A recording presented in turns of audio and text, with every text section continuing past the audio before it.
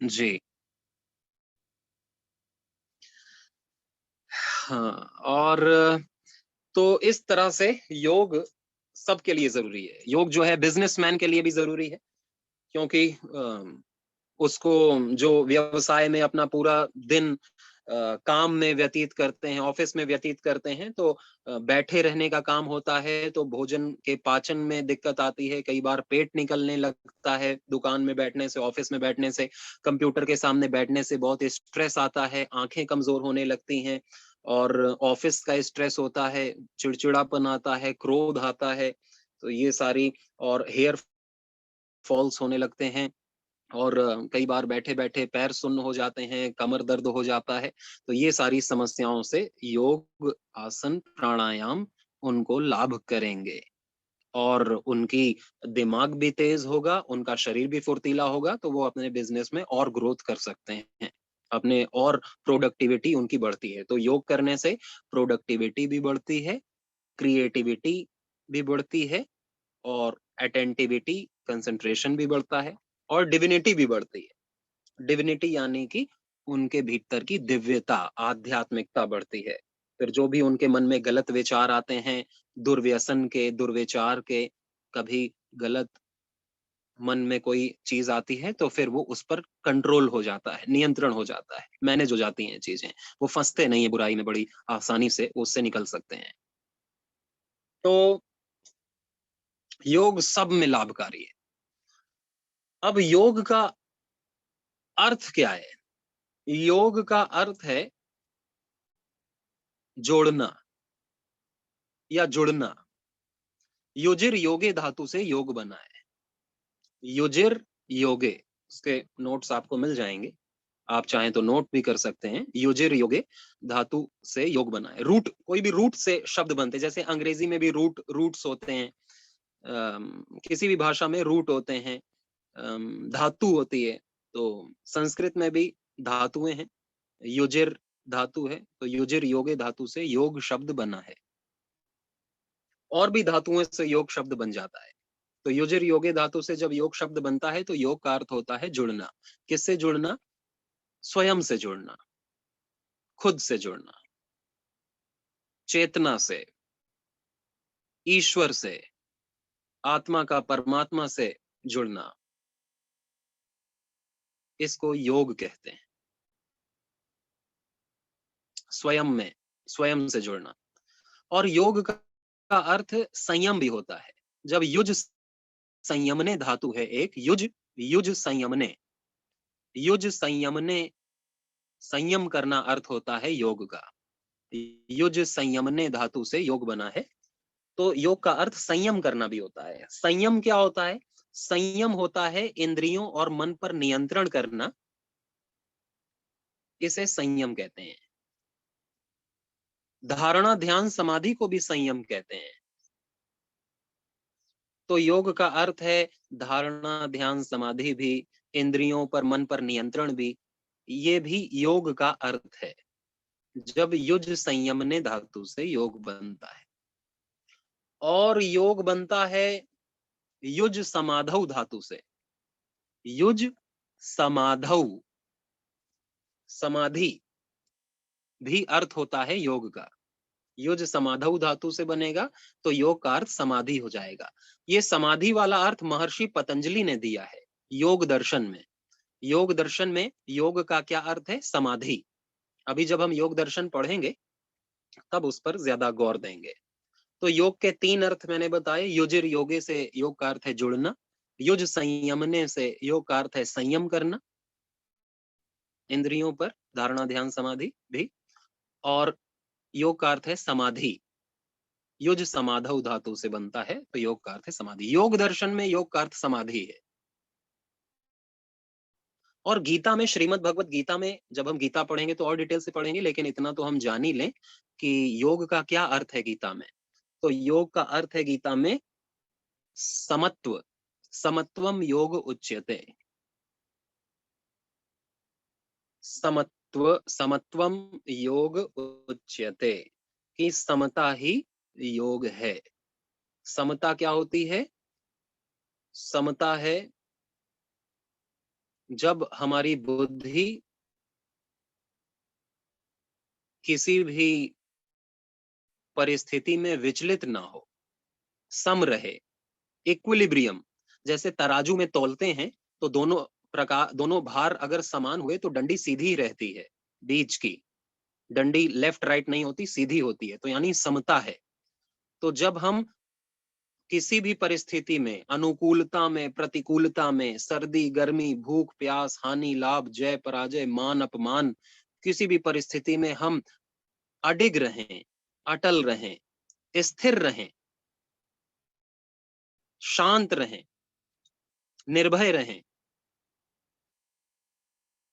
प्रसन्न रहें, तो वो स्थिति होती है समता की। फिर कहते हैं इसकी बुद्धि सम है, तो समता ही योग है। समता, ये दूसरे श्रीमद् भगवत गीता में जो दूसरा अध्याय है, उस दूसरे अध्याय के ही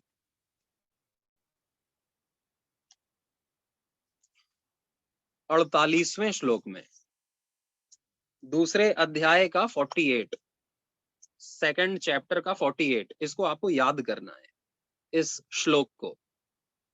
योगस्थः कुरु कर्माणि संगम त्यक्त्वा धनंजय सिद्ध्य सिद्ध्यो समो भूत्वा समत्वम योग उच्यते।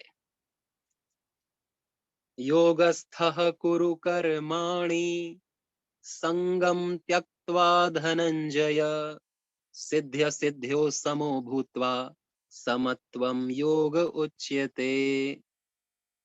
कुछ श्लोक और कुछ सूत्र अगर याद हो तो बहुत ही अच्छा रहता है योग शिक्षक के लिए, खुद के लिए भी, और फिर जब हम दूसरों को योग सिखाते हैं तो वो भी बहुत ही प्रसन्न होते हैं, आकर्षित होते हैं आपके वक्तृत्व के ऊपर।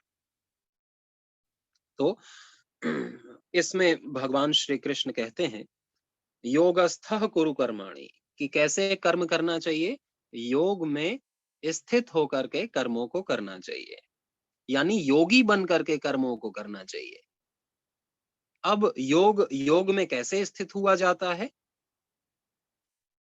जब हम सिद्ध असिद्धि में, सिद्धि और असिद्धि में सम हो जाएं, यानी हम अपना पूरा कर्तव्य करें और काम बन जाए हमारा मनचाहा, या हमारा मनचाहा काम ना बने।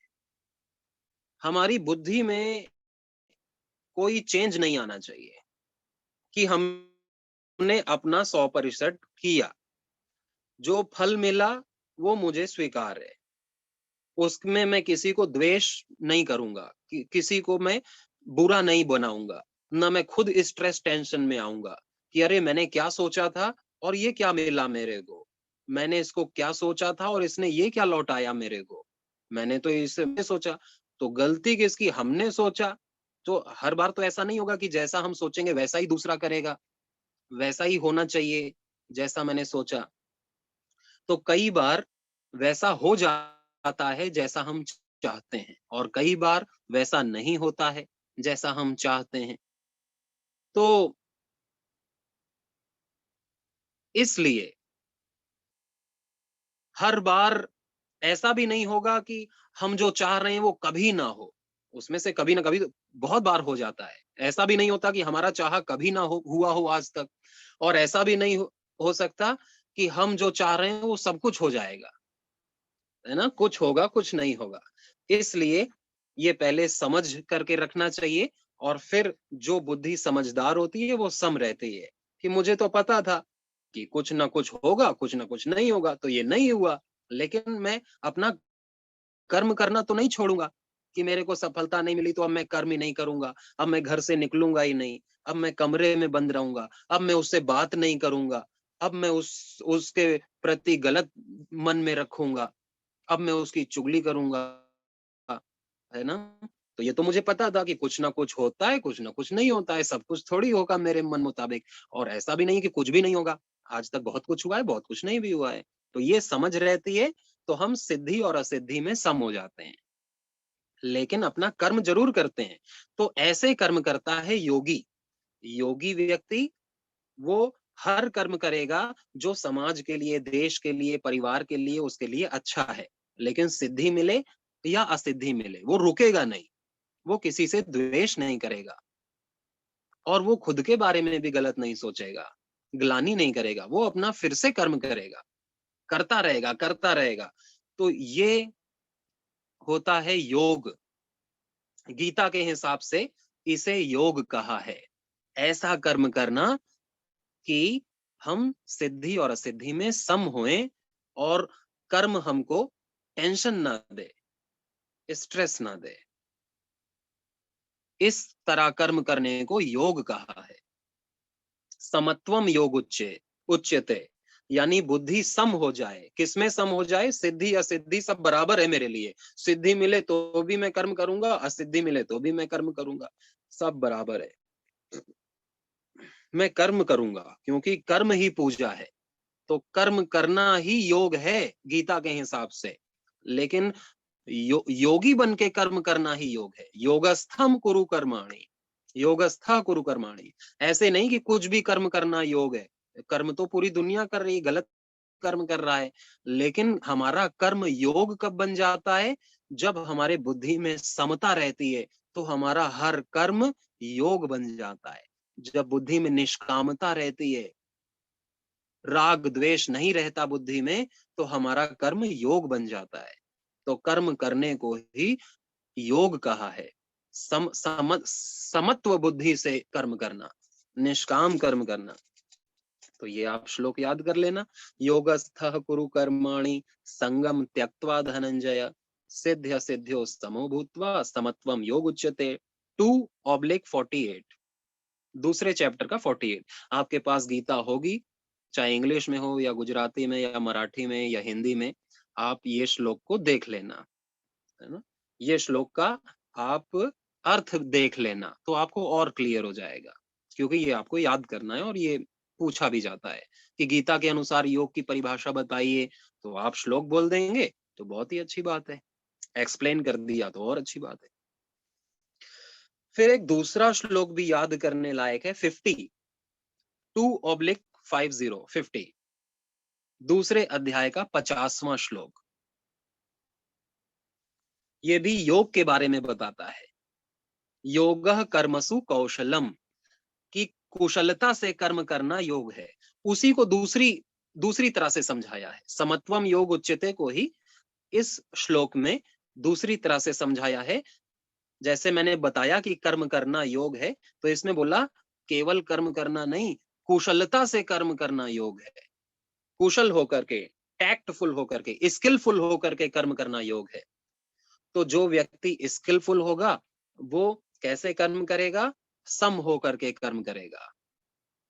कर्म करेगा लेकिन फल की आसक्ति नहीं रखेगा कि मुझको यही चाहिए और ये नहीं मिला तो मैं कुछ नहीं करूंगा, मैं कुछ भी कर सकता हूं, फिर तो अगर मुझको मेरे को फल नहीं मिला तो मैं कुछ भी कर जाऊंगा। ऐसा नहीं। फल आसक्ति छोड़ करके, फल में कोई आसक्ति नहीं, हमारी आसक्ति, हमारा अट्रैक्शन कर्म में होना चाहिए। भगवान ने यही कहा, कर्मण्येव अधिकारस्ते मा फलेषु कदाचन। इसी दूसरे अध्याय का ही 47 नंबर सूत्र श्लोक है कि कर्म करने में हमारा अधिकार है, फल देने में भगवान का अधिकार है। हानि लाभ, जय पराजय, यश अपयश, ये किसके हाथ में है? भगवान के हाथ में है, इस विधान के हाथ में है।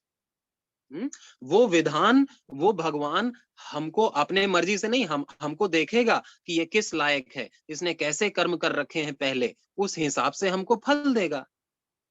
इसलिए हम उसे भी दोष नहीं दे सकते कि तूने ऐसा क्यों किया। वो हमारे कर्मों को देखता है, उसके हिसाब से हमें फल देता है। इसलिए जो योगी व्यक्ति है, तो योग की क्या परिभाषा बताई 50 नंबर श्लोक में? योगः कर्मसु कौशलम, कुशलता से कर्म करना योग है। कुशलता कर्म में कैसे आएगी? जब हम सम हो जाएंगे, जब हमारी बुद्धि सम हो जाएगी। मान अपमान में सिद्धि मिले या असिद्धि मिले, अनुकूलता हो या प्रतिकूलता हो, मुझे अपना कर्तव्य करना है। भले ही कितना भी प्रलोभन आ जाए, धन का, रूप का, यौवन का, लेकिन मुझको अपने दोस्त को, अपने घर वालों को धोखा नहीं देना है। ये मेरा कर्तव्य है। मुझे अपने माता-पिता को या पत्नी को अपने पति को, पति को अपने पत्नी को, किसी भी संबंध को हमें धोखा नहीं देना है। भले ही कितना भी प्रलोभन, कितना भी लालच मिले, लेकिन हमको धोखा नहीं देना है। तो ये है कर्म में कुशलता, कि हम फँसे ना, कि कोई लालच दे रहा है, शब्द, स्पर्श, रूप, रस, गंध, पैसा, पद, प्रतिष्ठा, सत्ता का थोड़ा भी लालच मिल रहा है और हम फिसल गए। हमने अपने संबंधों को तोड़ दिया, अपने सिद्धांत को तोड़ दिया, अपने गुरु की बात भूल गए, तो ये योग नहीं है फिर। फिसलना योग नहीं है।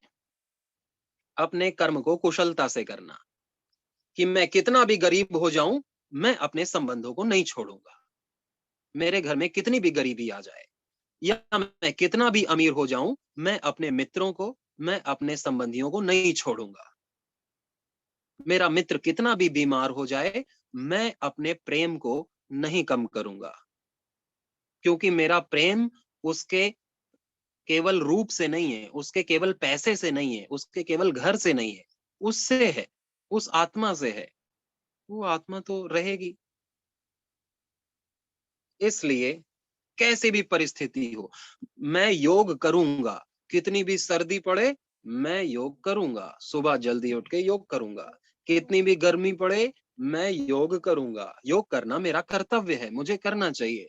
मैं जप करूंगा, मैं श्रीमद् भगवत गीता का स्वाध्याय करूंगा, मैं सत्संग करूंगा, मैं गुरु वाणी सुनूंगा, मैं साधु संतों का संग करूंगा, मैं सत्य बोलूंगा, मैं सात्विक आहार लूंगा, सात्विक निद्रा लूंगा, ब्रह्मचर्य का पालन करूंगा, मैं परिश्रम करूंगा, शरीर से पसीना बहाऊंगा, क्योंकि ये मेरा कर्तव्य है, मुझे करना चाहिए, क्योंकि इससे मेरा ही लाभ है। मैं स्वस्थ रहूंगा, मैं सेवा करूंगा, मैं दान दूंगा, मैं यज्ञ करूंगा, मैं पशु पक्षियों का भी ख्याल रखूंगा, क्योंकि ये मेरा कर्तव्य है, इस प्रकृति के प्रति, इस समाज राष्ट्र के प्रति। कैसी भी परिस्थिति हो, मेरे पास पैसा नहीं भी है, तो जितना भी है मेरे पास, मैं उसे दान करूंगा। मेरे पास ज्ञान है, प्रसन्नता है, 10 रुपए भी है, तो मैं उसमें से 2 रुपए दान करूंगा, क्योंकि ये मेरा कर्तव्य है। दान देने से धन नहीं घटेगा, ऐसा मैंने सुन रखा है साधुओं से, संतों से, शास्त्रों से। इससे और ऐश्वर्य मेरा बढ़ेगा, मुझे श्रद्धा है उन पर। तो ऐसा कौन करेगा? ऐसा वो व्यक्ति करेगा जो योगी है, जो अपने कर्म को कुशलता से करता है। ये नहीं कि धन में बहुत आसक्ति है, अरे धन कम हो जाएगा, मैं क्यों दूँ? मैं ही भोगूँगा इसको, मैंने कमाया है, मेरा है, तो वो धन तो नष्ट होना ही है, लेकिन वो योगी नहीं बन पाएगा। धन भी गया, योग भी गया, जीवन भी गया, कुछ नहीं मिला, आसक्ति से। इसे गीता में कहा है अकुशलता। तो हमें अकुशल नहीं होना है, हमें कुशल होना है। कुशल यानी कि निपुण, टैक्टफुल, स्किलफुल, कि हमसे कोई गलती ना हो कर्म करने में, जीवन को जीने में। तो गीता की दूसरी परिभाषा क्या बताती है? उसी को दूसरे ढंग से क्या कहा? योगः कर्मसु कौशलम। पहले 48 में कहा था समत्वम योग उच्यते, और 50 में कहा है योगः कर्मसु कौशलम। पूरा श्लोक क्या है? बुद्धि युक्तो जहातीह उभे सुकृत दुष्कृते तस्मात् योगाय युज्यस्व योगः कर्मसु कौशलम।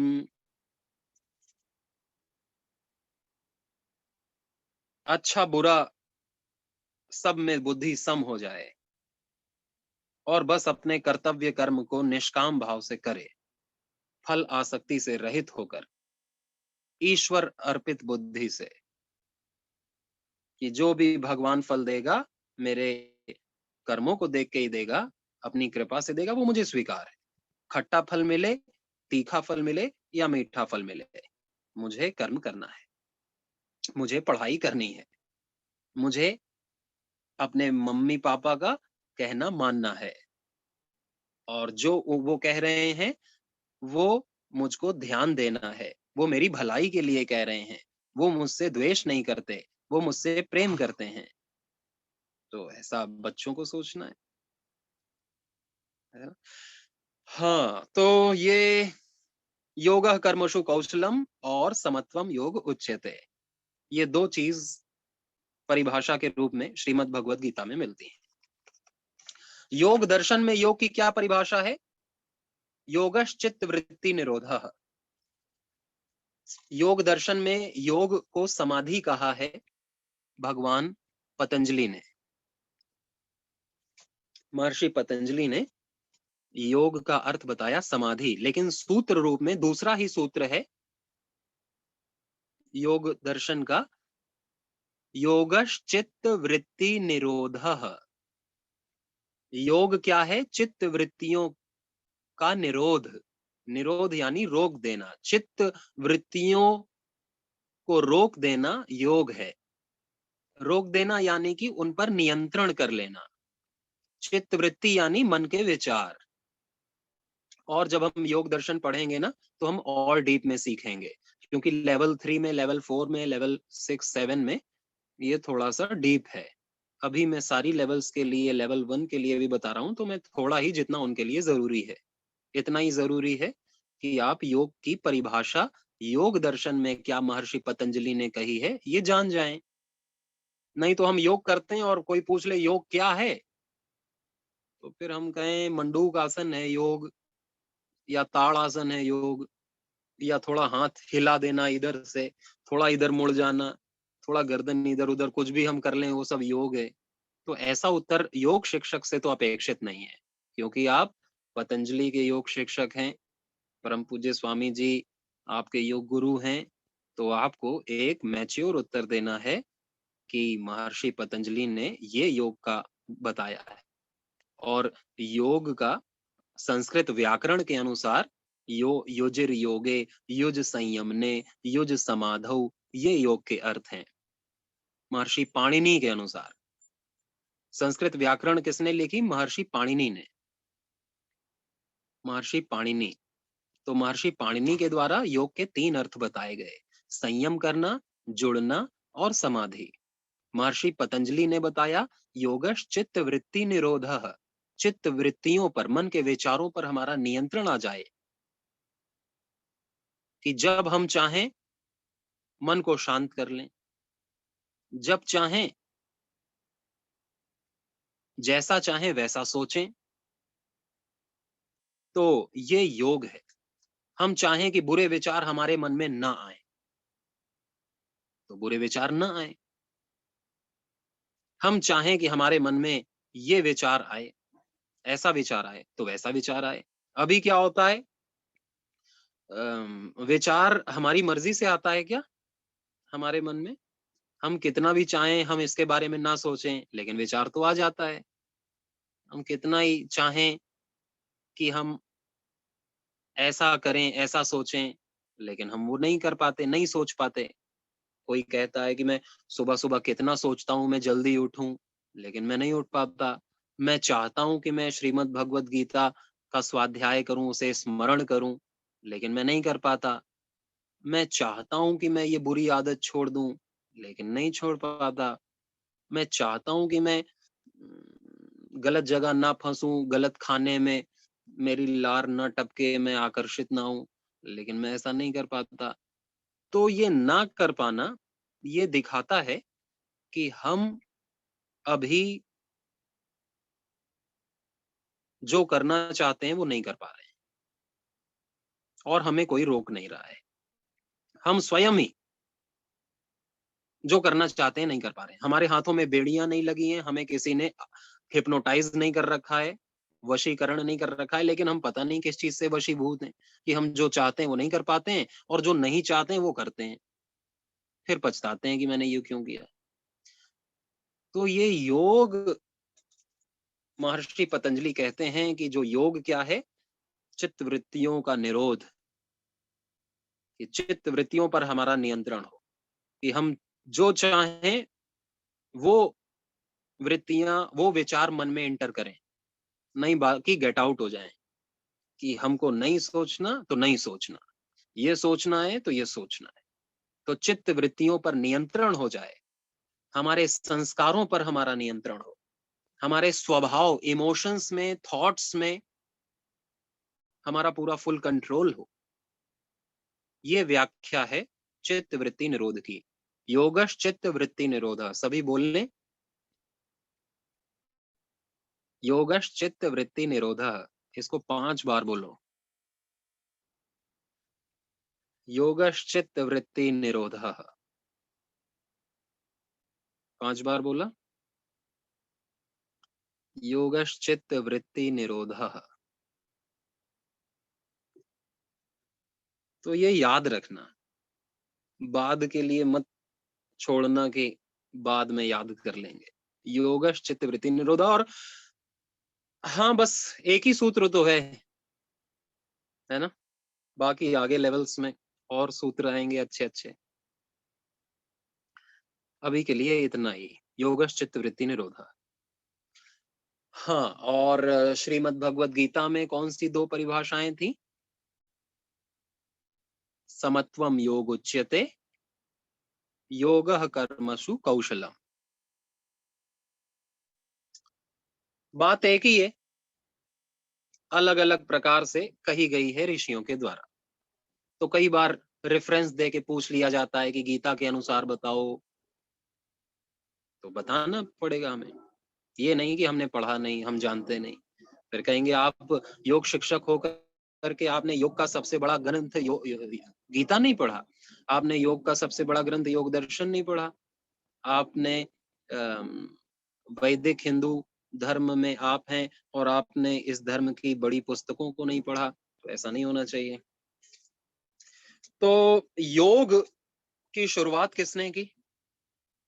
योग का पहला प्रवचन किसने किया? योग की शुरुआत की हिरण्यगर्भ ने।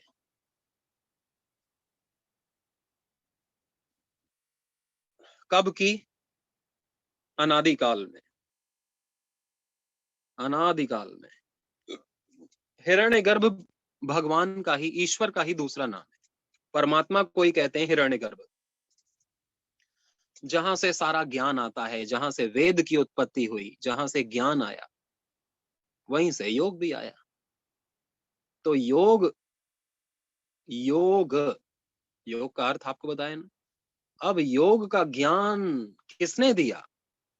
भगवान ने। उनको हिरण्यगर्भ कहते हैं। भगवान का ये एक नाम है। हिरण्यगर्भ माने जिसके गर्भ में हिरण्य हो। हिरण्य सोने को कहते हैं। तो जो ऐश्वर्य, ज्ञान, ज्ञान सबसे बड़ा ऐश्वर्य है, जिसके गर्भ में सारी ऐश्वर्यवान चीजें हैं, ज्ञान है, सारा जगत जिसके गर्भ में है, उसे हिरण्यगर्भ कहते हैं। उसी हिरण्यगर्भ ने हमको, यानी ऋषियों को, योग का ज्ञान दिया। हमारे पास योग का ज्ञान कहां से आया? हमारे गुरु से आया, हमारे शिक्षक से आया।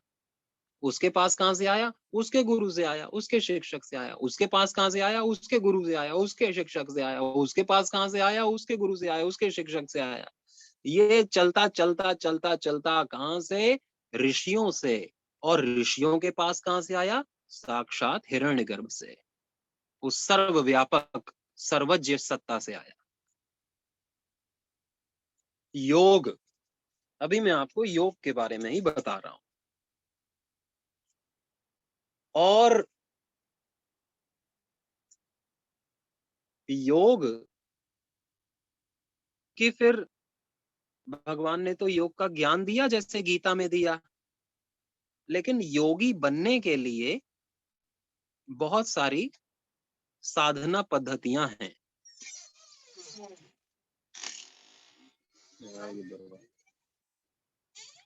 योग, अलग अलग गुरु हुए जिन्होंने अलग अलग साधना पद्धतियां बताई हैं। योग तो एक ही है, साधना पद्धति अलग अलग है। किसी ने अष्टांग योग बताया, किसी ने भक्ति योग, किसी ने ज्ञान योग, किसी ने ध्यान योग, लय योग, राज योग, हठ योग, जप योग, प्रतिप्रसव योग, लय योग, नाद योग। ऐसा अलग अलग योग का उपदेश हमारे बहुत सारे गुरुजनों ने किया। और योग जैसे कि भगवान कृष्ण को बहुत लोग अपना इष्ट मानते हैं, लेकिन उपासना पद्धति आप देखोगे तो अलग अलग है। यूपी में अलग प्रकार से भगवान कृष्ण की पूजा करेंगे, महाराष्ट्र में अलग प्रकार से पूजा करेंगे, है ना। उनके नाम भी बदल जाते हैं, वहां विठल रुक्मणी, है ना, और मथुरा में कान्हा कहेंगे, और द्वारका में द्वारकाधीश कृष्ण हो जाएंगे, साउथ में अलग प्रकार से होगी, और उड़ीसा में जगन्नाथ कहेंगे, उन्हीं को अलग पूजा हो जाएगी। तो अलग अलग देश में उनके रूप भी अलग हो जाते हैं, कहीं वो नीले, कहीं काले, कहीं गोरे, अलग अलग उनके रूप, अलग अलग उनकी आरती अलग हो जाएगी, उनके भजन, उनके मंत्र अलग हो जाते हैं, है ना। इसी प्रकार योग है, योग एक ही है, भगवान कृष्ण एक ही है, लेकिन उसकी साधना पद्धति अलग अलग हो गई। जैसे ईश्वर एक है, उसको अलग अलग पूजा पद्धतियां हैं, भारत में, अमेरिका में, है ना, हाँ, हर जगह अलग अलग देश में अलग अलग तरह से उसी एक ईश्वर सर्वव्यापक सत्ता की लोग उपासना करते हैं। तो इसी तरह कोई अष्टांग योग बताता है योग में, कि योग में अष्टांग योग की उपासना करो, साधना करो, चतुरांग योग, पंचांग योग, षडांग योग, है ना। योग के कितने अंग होते हैं, तो कोई गुरु कहता है 8 अंगों में योग की उपासना, कोई कहेगा 4 में, कोई कहेगा 5 में, कोई 6 में, सब सही है। अपने अपने शिष्यों को अपने अपने अनुभव से, जो भी उन्होंने अपने गुरु से सीखा वैसा उन्होंने बताया। जैसे परम पूज्य स्वामी जी महाराज हमको रोगानुसार आसन कराते हैं, ओमकार गायत्री का ध्यान कराते हैं, प्राणायाम कराते हैं, यज्ञ कराते हैं, है ना। तो ये यहाँ की है। किसी और संस्था में जैसे श्री श्री जी हैं, सुदर्शन क्रिया कराते हैं, उनकी अलग पद्धति है योग की। इसी तरह आप किसी और संस्था में जाएंगे तो वहां थोड़ी कुछ चेंज मिल जाएगी आपको, योग तो वही है, आसनों में थोड़ा चेंज मिल जाएगा, प्राणायाम में चेंज मिल जाएगा, ध्यान कराने के तरीके में थोड़ा चेंज मिल जाएगा, योग वही है। तो योग के मूलभूत प्रिंसिपल को, सिद्धांत को हमें जानना है। ये नहीं कि हम कंफ्यूज हो जाएं कि योग है क्या। योग ये वाला आसन ऐसे ताड़ासन करने को बोलेंगे या ऐसे ताड़ासन करने को बोलेंगे, योग में ऐसे मंडूक आसन होगा या ऐसे मंडूक आसन होगा। तो योग नहीं, वो तो एक आसन है, उसमें वेरिएशन हो सकते हैं, मंत्र में वेरिएशन हो सकते हैं, लेकिन योग के प्रिंसिपल में थोड़ी वेरिएशन होगा कि योग की परिभाषा में ही बदलाव हो जाए, तो गलत हो गया, फिर तो वो योग ही नहीं है। अगर समत्वम योग उच्चते को नहीं फॉलो कर रहा है तो वो योग नहीं है। अगर वो योगा कर्मसु कौशलम को, योगश्चित्त वृत्ति निरोधक को, युज समाधौ को नहीं फॉलो कर रहा है तो वो योग नहीं है, वो कुछ भी कराए, फिर वो मार्केटिंग है या कुछ और चीज है।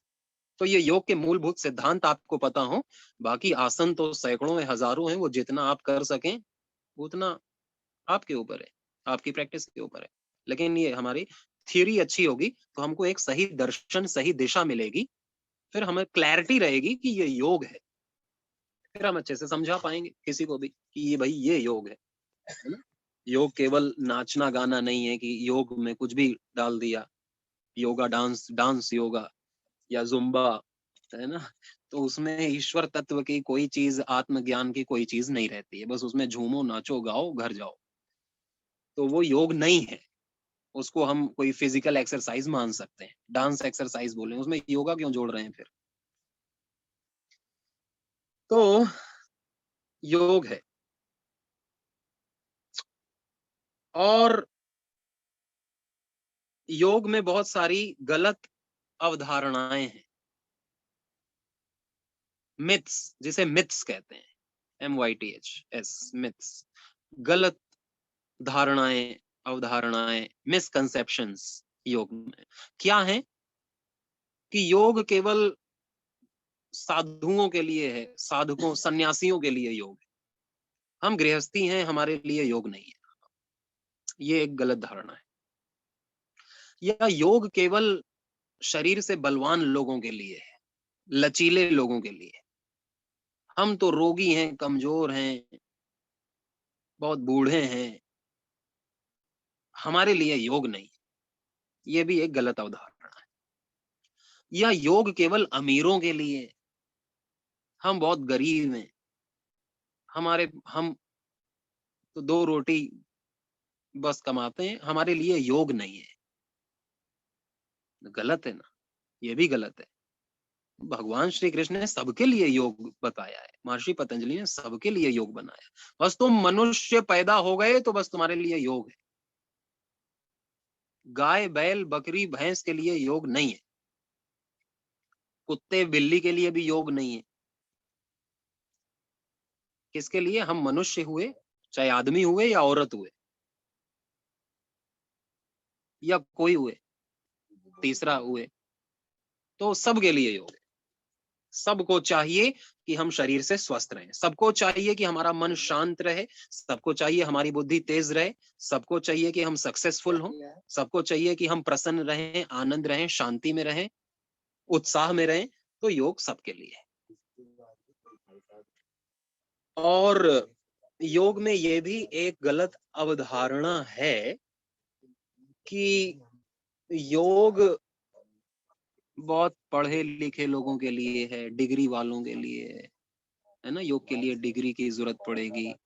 योग अनपढ़ के लिए नहीं है, योग सबके लिए है। योग बच्चों के लिए नहीं है, योग तो छोटे हैं अभी, योग कैसे करें, योग नहीं है उनके लिए।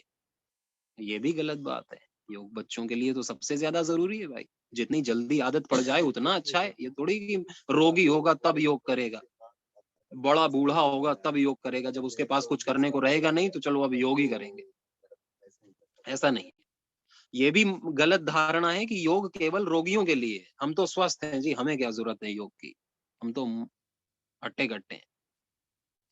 ये गलत बात है, बहुत गलत अवधारणा है ये, और ये हम सोचते हैं सभी, ये गलत है। योग सबके लिए है, स्वस्थ व्यक्ति के लिए ही योग है। रोगी व्यक्ति तो मजबूरी में करता है कि मैं स्वस्थ हो जाऊं। योग तो स्वस्थ व्यक्ति को ही हर प्रकार से स्वस्थ करने के लिए, मुक्ति दिलाने के लिए, है ना? छोटे मोटे रोग तो योग से यूं ही भाग जाते हैं। योग अपने आप में बहुत बड़ी चिकित्सा पद्धति भी है, उपासना पद्धति तो है ही, चिकित्सा पद्धति भी बहुत बड़ी है योग। योग से क्या रोग नहीं ठीक हुआ है, उसका प्रमाण आप लोग आस्था संस्कार में, यूट्यूब, फेसबुक में परम पूज्य स्वामी जी के पास कितने सारे रोगी आते हैं, बताते हैं कि योग करने से हमारा कैंसर ठीक हुआ, हेपेटाइटिस ठीक हुआ, हमारा एमएनडी, एसएलई, एमएस और हमारे autoimmune disease, type 1 diabetes, ये सारी kidney failure, liver failure, fatty liver के 4th ग्रेड तक का, और फेफड़े 80% खराब हो गए, हृदय खराब हो गया, दिमाग खराब हो गया। ये सारी चीजें जब डॉक्टरों ने हाथ खड़े कर दिए, मॉडर्न मेडिकल साइंस ने, कि अब तुम मरने वाले हो, वो तक लोग आज जीवित हैं योग की बदौलत। योग ने उनका कायाकल्प कर दिया। बस उन्होंने लेकिन श्रद्धा किया और वैसा किया जैसा महाराज जी ने बताया। ये नहीं कि केवल टीवी देखा, केवल सुना, उससे थोड़ी। उन्होंने श्रद्धा किया और श्रद्धावान लभते ज्ञानम, श्रद्धा किया और वैसा किया भी, निरंतर किया, जैसा बोला वैसा किया, तो वो ठीक हो गए। केवल सुनने से थोड़ी ठीक होगा व्यक्ति। केवल डिग्री डिप्लोमा योग का हो गया तो वो योगी थोड़ी बन गया। नाम के आगे योगी लिख लिया तो भी वो योगी नहीं बन जाता। योगी जैसे कपड़े पहन लिए तो भी योगी नहीं बन जाता। योगी जैसा माला पहन लिया, तिलक लगा लिया तो भी योगी नहीं बन जाता है। योग में पीएचडी, डबल पीएचडी भी कर लिया तो भी योगी नहीं बन जाता है। उसे गीता उपनिषद भी याद हो गए तो भी योगी नहीं बन जाता है। उसका गुरु बहुत बड़ा पहुंचा हुआ है तो भी वो योगी नहीं बन जाता है। उसके माता पिता भी योगी हैं तो भी वो योगी नहीं बन जाता है। योगी कब बनेगा? जब योग का वो स्वयं अभ्यास निरंतर और श्रद्धा पूर्वक लंबे समय तक करेगा।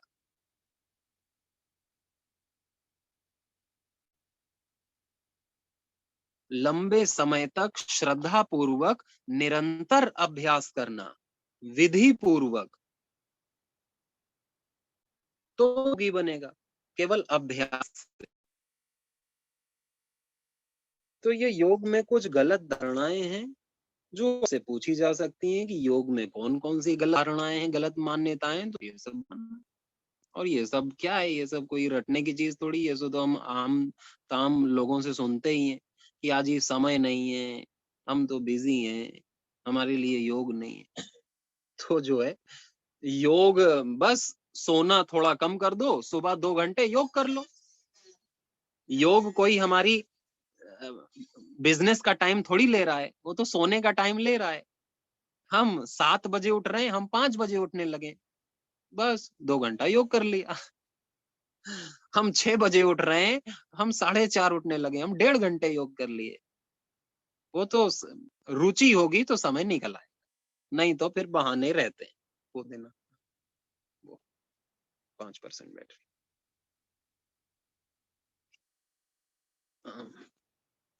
Power bank. और योग किसने शुरू किया? हिरण्यगर्भ। और वैसे तो अलग-अलग योग अलग-अलग ऋषि महात्माओं ने शुरू किए हैं। जैसे कि हठ योग की शुरुआत किसने की?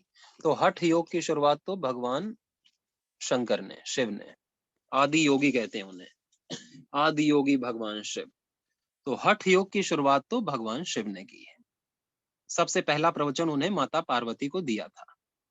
फिर बाद में उनके साधकों ने, नाथ संप्रदाय ने इसका बहुत प्रचार किया।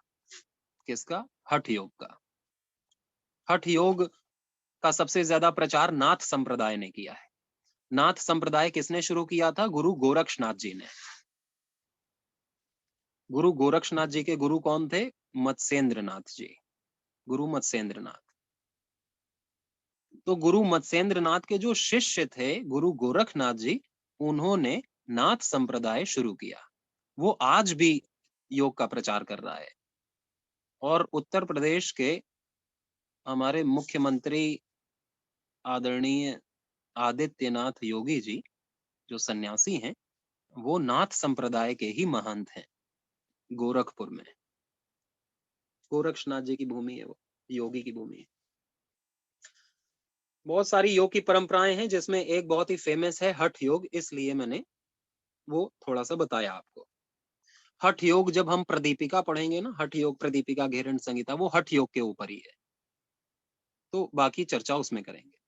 हठ योग सबसे ज्यादा फेमस है क्योंकि इसे कोई भी कर सकता है।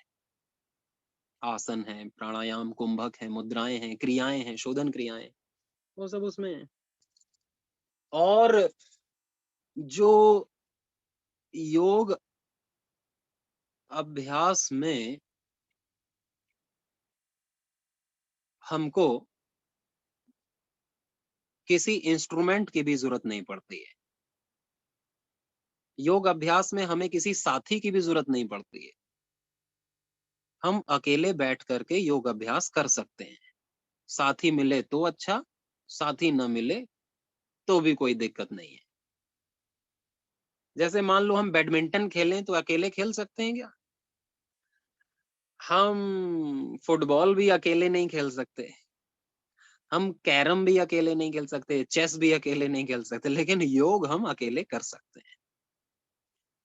योग हम ट्रेन में बैठ के भी कर सकते हैं, बैठे बैठे। अब ट्रेन में हम दंड बैठक यौगिक जॉगिंग तो करेंगे नहीं, सूर्य नमस्कार न प्लेन में करेंगे, लेकिन हम बैठ करके कपाल भाती, अनुलोम विलोम कर सकते हैं कि उससे किसी को डिस्टरबेंस नहीं होगा।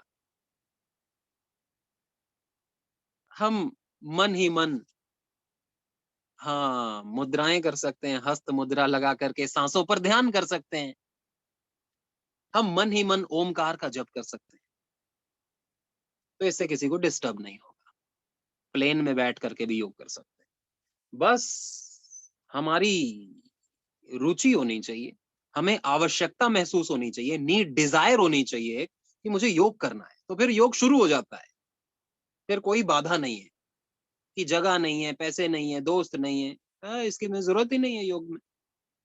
योग तो फ्री में आपका उपचार कर देगा, भयंकर से भयंकर, लाखों करोड़ों रुपए भी जिस रोग को नहीं ठीक कर पाएंगे, योग उसको ठीक कर देगा। थोड़ा समय लगेगा, आपकी तपस्या लगेगी, बस तपस्या में रुचि हो तो रोग तो जाएगा ही, बाकी बहुत सारी अच्छी आदतें पड़ जाएगी, सात्विकता आ जाएगी, बहुत सारी अच्छे विचार, नए आइडियाज, बहुत अच्छे आप में रेजिस्टेंस पावर, प्रतिरोधक क्षमता, इंटरपर्सनल स्किल्स आ जाएंगी, बहुत सारी अच्छी चीजें आ जाती हैं। बुरी चीजें तो जाती हैं, साथ में अच्छी चीजें आ जाती हैं। योग करने से दो चीज होती हैं, बुरी चीजों का जाना और अच्छी चीजों का आना। इसलिए बच्चों को योग कराना चाहिए कि बेटा अभी से आदत डालो, बाद में आदत नहीं पड़ती है। अभी जिस चीज की आदत पड़ गई वही चलेगी जिंदगी भर। तो कुछ सीखो ना सीखो, योग जरूर सीखना है। कोई कोर्स करो या ना करो, योग का कोर्स जरूर करना है ना। इसी बहाने, कोर्स के बहाने वो सीख जाते हैं, सर्टिफिकेशन के बहाने वो कुछ सीख जाते हैं, कंपटीशन के बहाने वो कुछ सीख जाते हैं। अभ्यास प्रैक्टिस तो करेंगे ना। आजकल योग के कितने कंपटीशन हो रहे हैं, 75 करोड़ सूर्य नमस्कार। आपने वीडियो डाला फेसबुक पर?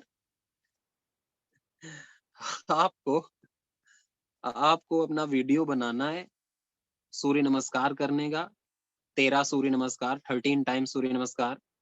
जो ना कर पाए वो 2-3 बार ही कर लेना, उसका वीडियो फेसबुक पर डाल देना, हैशटैग 75 करोड़ सूर्य नमस्कार लिख करके। नीलू पटेल जी ने डाल दिया है क्या? अच्छी बात है। मैं तो डालता हूँ, रोज डालता हूँ।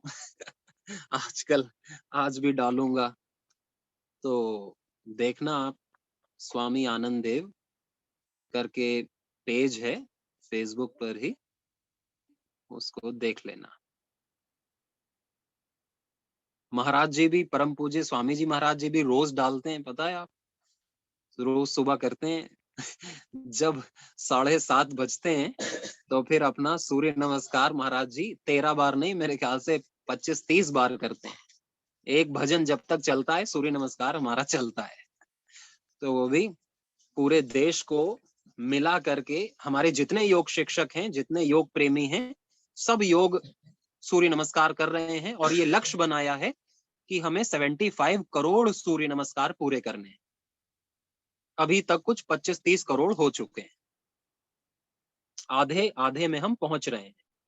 ये कार्यक्रम अभी 26 जनवरी रोज ही चल रहा है, रोज चल रहा है, और ये कार्यक्रम चलेगा 20 फरवरी तक। तो 20 फरवरी तक हमको ये लक्ष्य पूरा करना है, जो हमारे योगी प्रधानमंत्री मोदी जी ने लिया है ये संकल्प, परम पूज्य स्वामी जी महाराज ने लिया ये संकल्प। तो हम तो योगी हैं, तो ये करना है अपने को। लेकिन हम रोज करते हैं और फिर उसको कंप्यूटर पे नहीं डालते, इंटरनेट पे, तो वो पता नहीं चलता कि आपने किया कि नहीं किया। वो तो आपको पता है लेकिन वो काउंट नहीं हो रहा है। तो थोड़ी सी आहुति आप भी दो, है ना, काउंट किया जाए। काउंट कैसे करेगा? जब आप अपलोड करोगे और हैशटैग 75 करोड़ सूर्य नमस्कार लिख दोगे तो वो काउंट कर लिया जाए। साथ में रजिस्ट्रेशन भी कर लो तो और अच्छी बात है, तो आपको सर्टिफिकेट भी मिल जाएगा, है ना। आपने 21 दिन तक 13-13 सूर्य नमस्कार किया, और वो सर्टिफिकेट काम के होते हैं कि देखो हमने हमने कंट्रीब्यूट किया है इस राष्ट्र के कार्य में। अपने 75th इंडिपेंडेंस डे को मनाने के लिए जो 75 करोड़ का सूर्य नमस्कार का ये जो मुहिम चल रहा है, तो इसमें हमने भी कंट्रीब्यूट किया, उसका सर्टिफिकेट मिलता है। तो आप वो वेबसाइट का नाम है 75सूर्यनमस्कार.com। आप गूगल में लिख दोगे 75 सूर्य नमस्कार तो वो खुल के अपने आप आ जाएगी, उसका लिंक आ जाएगा। उसमें कुछ नहीं करना, बस अपना नाम लिखना है, बस रजिस्ट्रेशन हो जाता है। फिर आप रोज उसमें टिक कर देना कि आज हमने किया 13 बार सूर्य नमस्कार, टिक कर देना, है ना। वीडियो डालना हो तो फेसबुक में डाल लेना। बहुत अच्छा। हमारे आदरणीय सुहास काटे जी कहेंगे हमारा 20 दिन पूरा हो गया है। वो तो रोज ही करते हैं 20 दिन, चाहे पूरे हो या ना हो, लेकिन हमको इतना है कि 20 दिन तक तो करना ही करना है सबको। कंट्रीब्यूट करना है इस कार्य में, क्योंकि हम योगी हैं, योगियों की संतान है। तो मैं ये बता रहा था, बाद में थोड़ा सा विषय चेंज हो गया। योग हम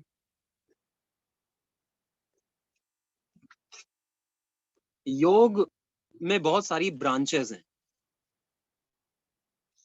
योग में बहुत सारी विधाएं हैं, लेकिन श्रीमद् भगवत गीता में 2 प्रकार की निष्ठाएं बताई गई हैं योग में, कि योग में 2 प्रकार की निष्ठाएं हैं, एक ज्ञान योग की और दूसरी कर्म योग की।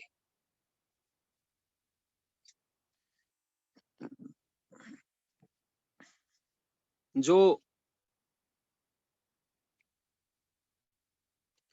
जिसकी बुद्धि बुराइयों से बची हुई है, या जिसने अपनी बुद्धि को शुद्ध कर लिया है, और जो आत्मज्ञान प्राप्त करने में निरंतर ध्यान में लगा हुआ है, उसकी निष्ठा तो ज्ञान योग में होगी। लेकिन जो अभी अपने आप को शरीर मानते हैं हम जैसे, उनकी बुद्धियों में अज्ञान भी है, विकार भी हैं, तो उनके लिए कर्म योग की निष्ठा है, जिसे कर्म योग कहते हैं, निष्काम कर्म योग। तो कर्म योग, ये 2 प्रकार की निष्ठाएं बताई। फिर भक्ति योग फिर उसी के अंदर आ जाता है, कर्म योग के ही। तो 2 प्रकार की निष्ठाएं बताई हैं योग में। योग के 2 क्लासिफिकेशंस किए हैं, ज्ञान योग, ज्ञान योग को सांख्य योग भी कहते हैं, और कर्म योग।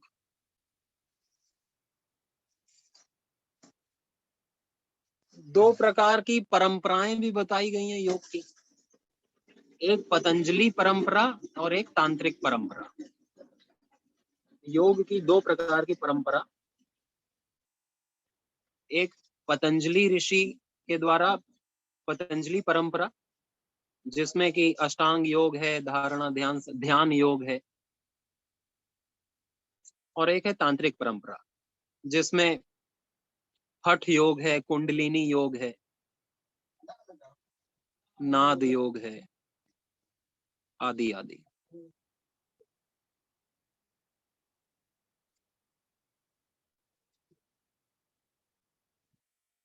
और योग दर्शन में हर प्रकार के योग, श्रीमद् भगवत गीता में भी हर प्रकार के योग की बातें बताई गई हैं।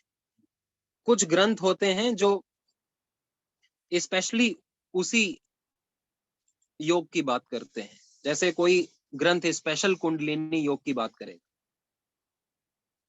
लेकिन योग दर्शन में हर प्रकार के योग को सम्मिलित किया गया है। Yoga as a whole, holistic approach योग का, इंटीग्रेटेड योग का ज्ञान सूर्य ने इसमें योग दर्शन में दिया है। योग दर्शन हालांकि राजयोग का ग्रंथ है, मुख्य रूप से योग दर्शन राजयोग का ग्रंथ है। राजयोग क्या होता है? धारणा ध्यान समाधि को राजयोग कहते हैं, यानी ध्यान योग को।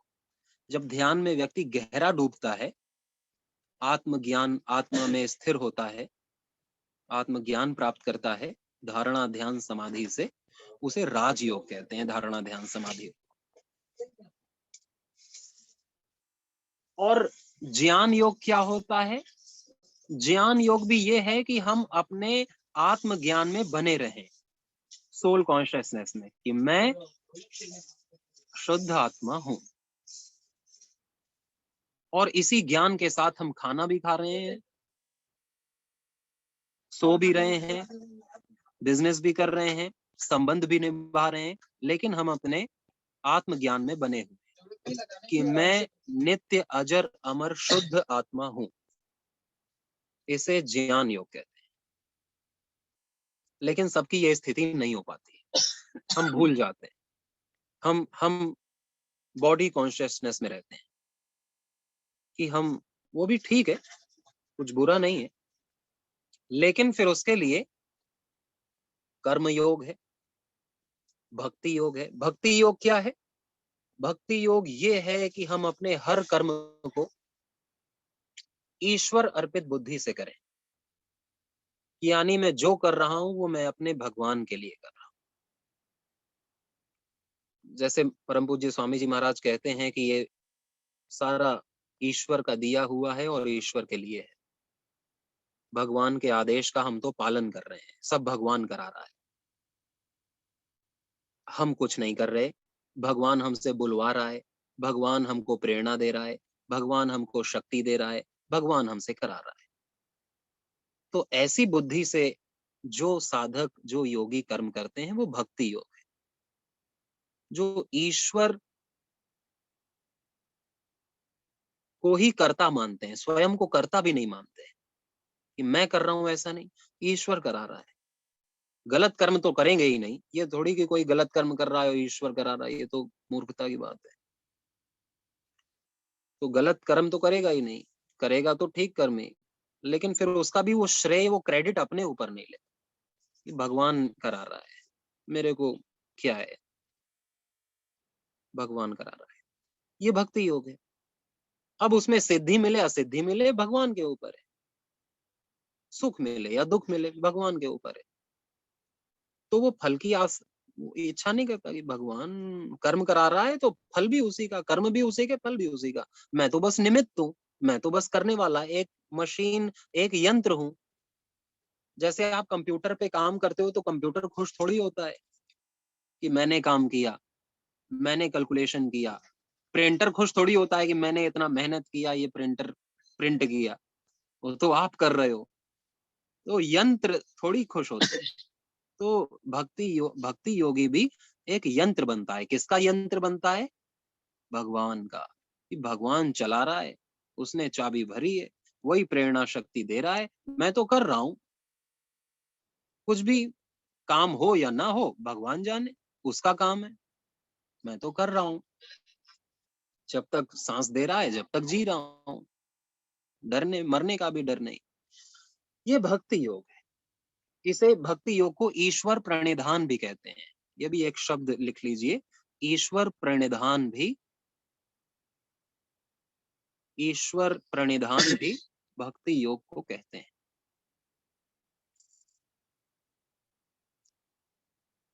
समर्पण, समर्पण के बिना थोड़ी होता है भक्ति योग। किसमें समर्पण? भगवान में समर्पण। और भगवान कहाँ है? किसी मंदिर में नहीं है।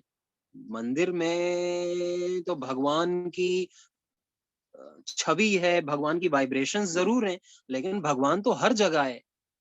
भगवान हमारे घर में भी है, भगवान हमारे हृदय में भी है, भगवान इस वायु में, आकाश में, धरती में, जल में, अग्नि में। हम आंखें बंद करके कहीं भी उसे, आंखें खोल करके भी उसे महसूस कर सकते हैं।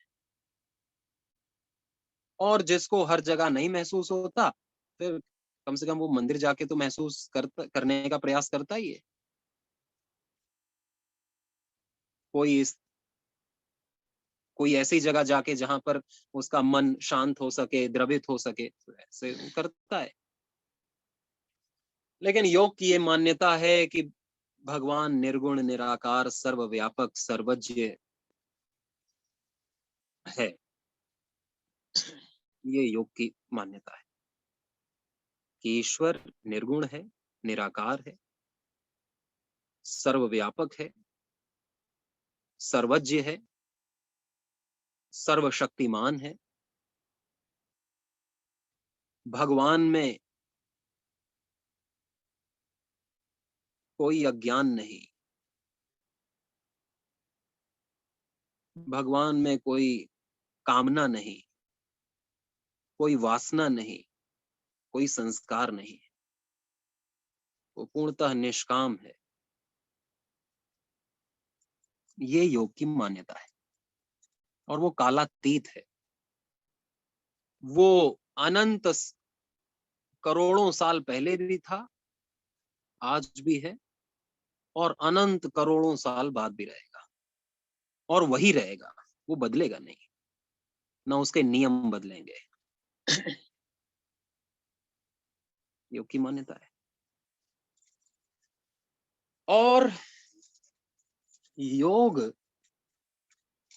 कर्म योग, कर्म योग क्या है? भक्ति योग जैसा ही कर्म योग, एक ही है, थोड़ा सा अंतर। कोई मान लो भगवान को नहीं भी मानता है, नास्तिक है, कि मेरी भगवान में श्रद्धा नहीं होती क्योंकि वो दिखता नहीं है, और मैंने बहुत खोजने का प्रयास किया, नहीं मिला, तो उसकी श्रद्धा कई इतने लॉजिकल तार्किक बुद्धि के होते हैं कि, या उनके साथ कुछ ऐसा घटित होता है कि भगवान से श्रद्धा उड़ जाती है, भगवान नास्तिक होते हैं। तो नास्तिक लोग भी कर्म योग तो कर सकते हैं, कि कर्म करना।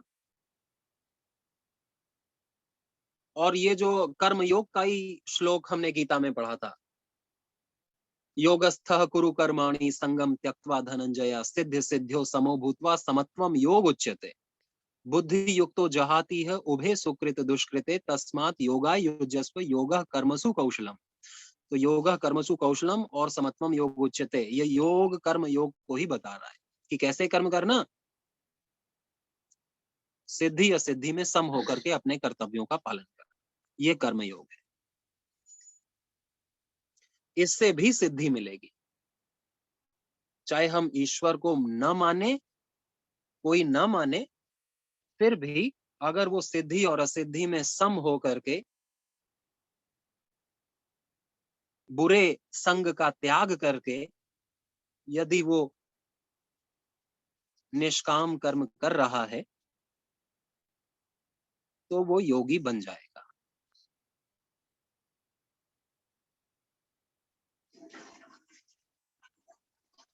अगर वो इस संसार की सेवा निष्काम भाव से कर रहा है तो उसकी बुद्धि आज नहीं तो कल शुद्ध हो जाएगी, निर्विकार हो जाएगी, और वो व्यक्ति योगी बन जाएगा, आत्मज्ञान को प्राप्त कर लेगा। और कोई व्यक्ति भाव प्रधान है, ईश्वर को मानता है, भक्ति करता है, और अपने कर्म को ऐसे करता है कि मैं अपने लिए नहीं कर रहा, मैं नहीं कर रहा, ईश्वर कर रहा है, तो वो भी आत्मज्ञान को और ईश्वर को प्राप्त हो जाएगा भक्ति योग से। और कोई ज्ञानी व्यक्ति है, ईश्वर सर्वव्यापक है, मेरे भीतर है, और मैं शुद्ध आत्मा हूं, मुझ में कोई अज्ञान नहीं, इस भाव से यदि वो काम करता है, या गृहस्थी करता है, संतान उत्पत्ति करता है, बिजनेस करता है, कुछ भी करता है, तो वो तो पहले से ही बढ़ा हुआ है आत्मज्ञानी व्यक्ति, तो वो भी ईश्वर को, कैवल्य को प्राप्त करेगा, मोक्ष को प्राप्त करेगा।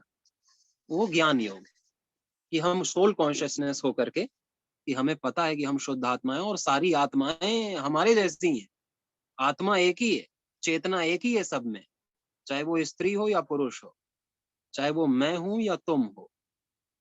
जब ऐसा मानता है कि हम सब में एक ही तत्व है, एक ही चेतना है, तो फिर वो ज्ञानी व्यक्ति किसी से घृणा क्यों करेगा, किसी से द्वेष क्यों करेगा, किसी से मोह क्यों करेगा? तो वो व्यक्ति ज्ञानी है, ज्ञान योग। मेरी आवाज कम आ रही है क्या? ठीक है। हाँ, आवाज कम होने का कोई मतलब ही नहीं है, क्योंकि आवाज तो सही है, माइक्रोफोन सही है मेरा। ठीक है। और ये योग, कर्म योग हो गया, ज्ञान योग, भक्ति योग। हठ योग क्या है? हठ योग भी क्या है? हठ योग बनाए ह और ठ से, दो शब्द हैं, ह ठ। ह माने होता है सूर्य नाड़ी, सूर्य स्वर, और ठ ठ माने होता है चंद्र स्वर। ह माने होता है सूर्य स्वर और ठ माने होता है चंद्र स्वर। हकार प्रकीर्तितः सूर्य ठकारश्चंद्र उच्यते।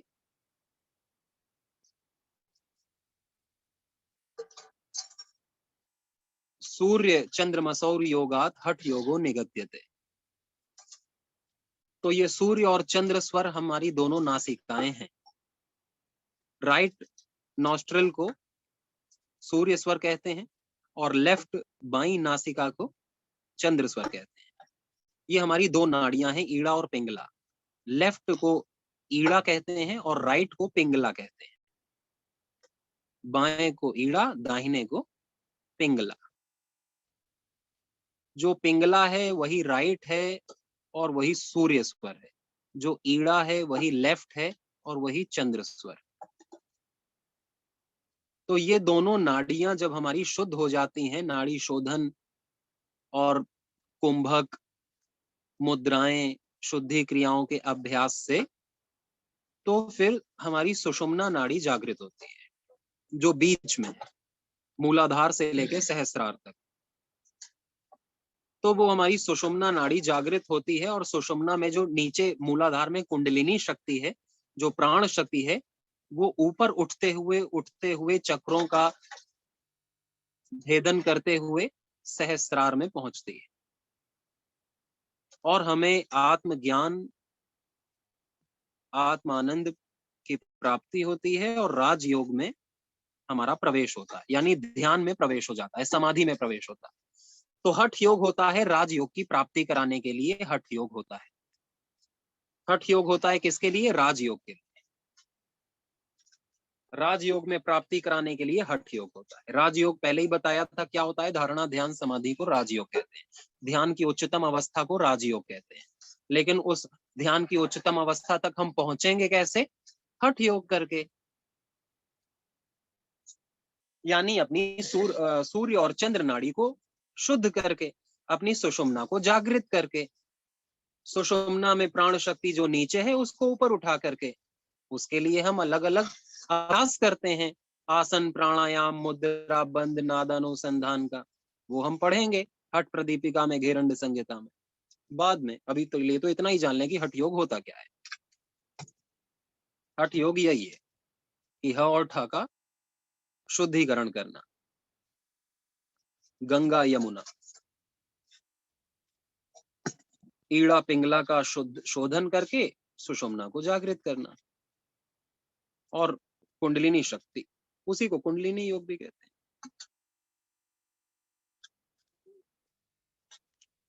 और कुंडलिनी योग भी यही है, अपनी कुंडलिनी शक्ति को जागृत करना जो कि मूलाधार में है और उसको ऊपर की ओर उठाना सुषुम्ना में, और अपने चक्रों को जागृत करना अपने धारणा की शक्ति से, ध्यान की शक्ति से। कुंडलिनी योग है। चक्रों पर एकाग्र होना, बीज मंत्रों का जप करना, कुंडलिनी योग है। बीज मंत्रों का उच्चारण करते हैं बार बार, देवता का ध्यान करते हैं, उसके आकृति का, उसके तत्व का ध्यान करते हैं, तो वो चक्र पर प्रभाव पड़ता है और वो चक्र जागृत होता है। कितने चक्र हैं? 8 चक्र हैं।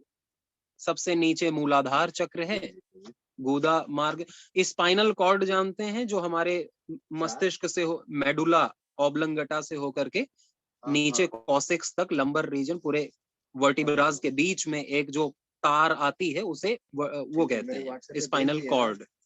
उसी स्पाइनल कॉर्ड के अंदर चक्रों की स्थिति बताई गई है।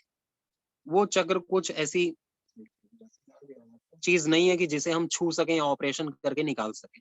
वो अदृश्य होते हैं, वो ऊर्जा के केंद्र होते हैं जो हमारे स्थूल शरीर को सूक्ष्म शरीर से जोड़ते हैं। वो ऊर्जा के केंद्र 8 बताए गए।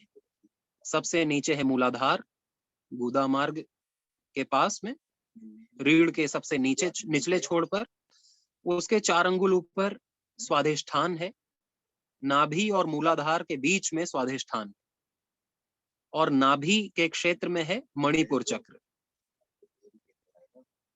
और हमारे दोनों स्तनों के बीच में चेस्ट में है अनाहत चक्र, जिसे हृदय चक्र भी कहते हैं,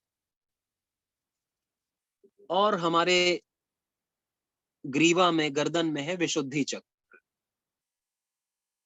हमारी दोनों भौहों के मध्य में, जहां हम ये भ्रूमध्य है, दोनों आईब्रोज के बीच में है आज्ञा चक्र, और आईब्रोज के 1 इंच ऊपर जहां माताएं बिंदी लगाती हैं, तिलक लगाती हैं, वहां है मनस चक्र, जिसे ललना चक्र भी कहते हैं, मनस चक्र। और सबसे ऊपर क्राउन, स्वाधिष्ठान चक्र, टॉप ऑफ द हेड। इन चक्रों का हम आगे और विस्तार करेंगे, अभी इतना जान लेना पर्याप्त रहेगा कि 8 चक्र कौन कौन से हैं। अष्ट चक्र नवद्वारा देवानाम पूर अयोध्या तस्याम हिरण्याकोशः स्वर्गो ज्योतिषावृता। ये वेद का मंत्र है, जिसमें प्रमाण है कि हमारे 8 चक्र हैं, 9 द्वार हैं। शरीर के 9 द्वार हैं, 9 द्वार यानी 9 होल्स।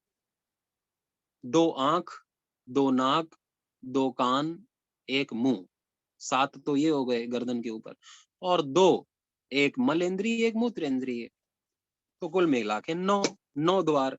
तो 8 चक्र और 9 द्वार की ये हमारी पुरी है, जिसे अयोध्या कहा है, और इसके अंदर हैं भगवान राम, सबके भीतर। हाँ, और आप हैं राम के दास, राम भक्त। आपको अपने राम को जागृत करना है अपने भीतर, है ना, कि इस अयोध्या में रावण का कब्जा ना हो, रोगों का कब्जा ना हो, विकारों का कब्जा ना हो। राम की जय हो। तो हमें योग करना होता है भगवान राम को प्रसन्न करने के, यानी अपने भीतर ईश्वर को प्रसन्न करने के। अपने मन से मलिनता को हटाना होता है, तामसिकता राजसिकता को हटाना होता है, तो ईश्वर जागृत होते हैं, और फिर व्यक्ति ही ईश्वर स्वरूप हो जाता है। व्यक्ति ही जब राम जागृत होते हैं तो फिर पूरा कंट्रोल शरीर का राम ले लेते हैं, उसकी बुद्धि भी, उसके हाथ भी, पैर भी, फिर वो भगवान का यंत्र बन जाता है। ऐसे ही तो थे राम एक मनुष्य के शरीर में, ऐसे ही तो सद्गुरु होते हैं मनुष्य के शरीर में, जैसे भगवान ही है। ऐसे ही हमारे ऋषि मुनि, ऐसे ही संत।